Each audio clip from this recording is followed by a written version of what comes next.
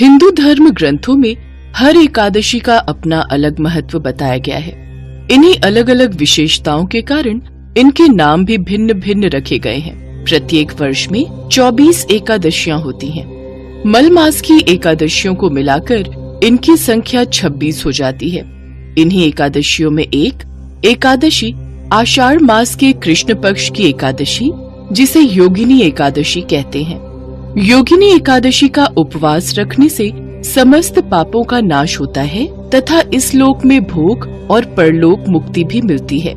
योगिनी एकादशी के पीछे एक कथा प्रचलित है, तो आइए आज आपको उसी कथा के बारे में बताते हैं।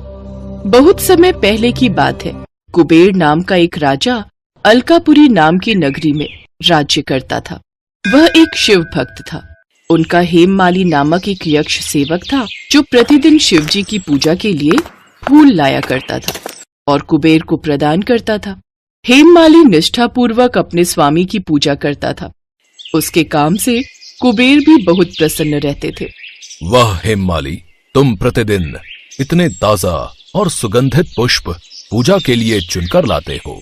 हम तुम्हारे कार्य से अत्यंत प्रसन्न हैं। धन्यवाद महाराज। हेममाली के परिवार में उसकी पत्नी विशालाक्षी रहती थी, जो कि दिखने में अति सुंदर थी। हेममाली अपनी पत्नी के प्रेम में अक्सर खोया रहता था। ऐसे ही समय बीता। एक दिन जब हेममाली मानसरोवर से पुष्प लेकर लौट रहा था, तभी उसकी नजर अपनी पत्नी के सुंदर खुले केशों पर गई। विशालाक्षी उसी समय नहाकर घर की ओर लौट रही थी। वाह, ऊपर वाले ने भी मुझे कितनी मनोहर पत्नी विशालाक्षी के रूप में दी है।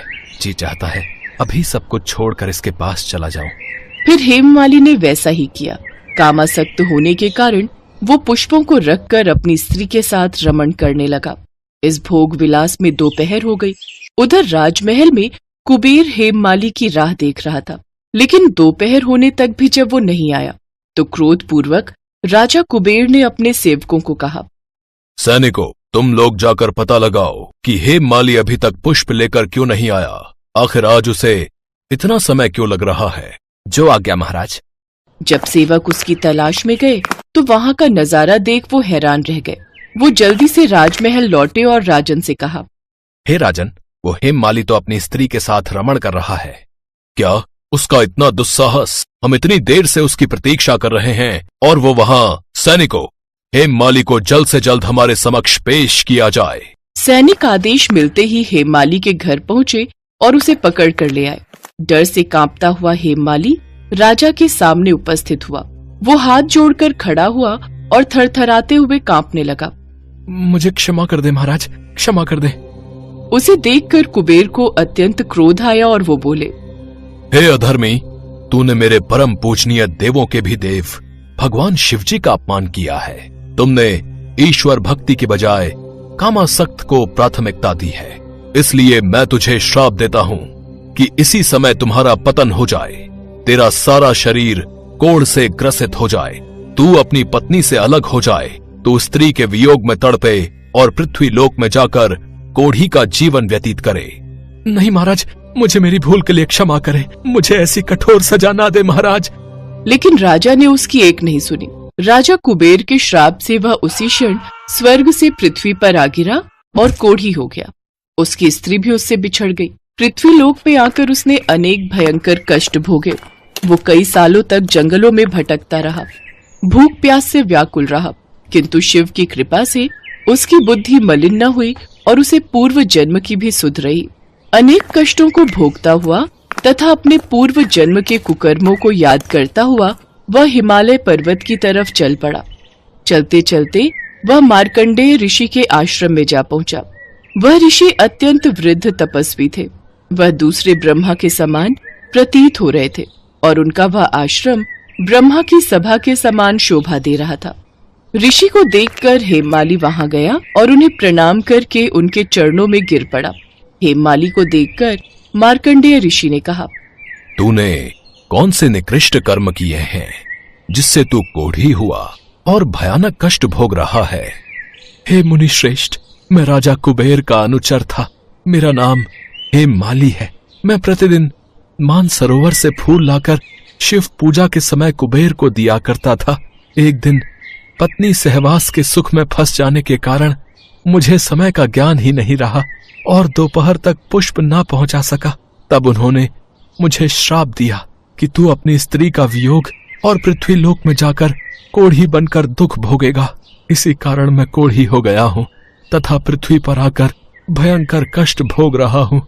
अतः कृपा करके आप कोई ऐसा उपाय बताएं जिससे मेरी मुक्ति हो। हे हेममाली, तूने मेरे सम्मुख सत्य वचन कहे हैं, इसलिए मैं तेरे उद्धार के लिए एक व्रत बताता हूँ। यदि तू आषाढ़ माह के कृष्ण पक्ष की योगिनी नामक एकादशी का विधान पूर्वक व्रत करेगा तो तेरे सभी पाप नष्ट हो जाएंगे। हेममाली ने योगिनी एकादशी के पालन का संकल्प लिया और वहां से चला गया।